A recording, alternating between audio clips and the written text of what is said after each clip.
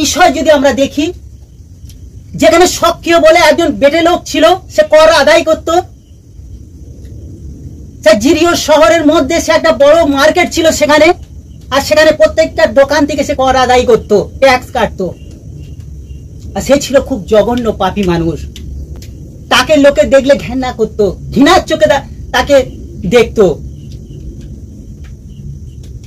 আর সেই মানুষটা যখন জিরিও শহরেতে যিশু যখন প্রবেশ করেছিল, সেই শহরে যখন গেছিল আর লোকে যখন উপচে পড়েছিল, আর সেই সক্রিয় যখন শুনলো যে যিশু এসেছে, সে দেখতে পাচ্ছিল না, সে বেটে লোক ছিল।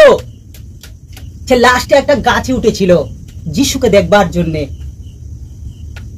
ভেবেছিল যিশু যখন এই পথ দিয়ে যাবে আর আমি তাকে চুপি চুপি দেখে নেবো, যাকে বলা হয় একটা চুরি করে দেখে নেবো। কারণ সে যিশুকে দেখতে সে চুরি করে দেখবে, কারণ তার মধ্যে ভয়। সে একটা পবিত্র মানুষ, তার সামনে আমি তো পাপী মানুষ, তার সামনে আমি কি করে যাব? সে সেই ভয়তে ভয়তে সে গাছে এক ঝোপ ঝাড়ের উপরে উঠে বসলো, যাতে তাকে না দেখতে না পায়।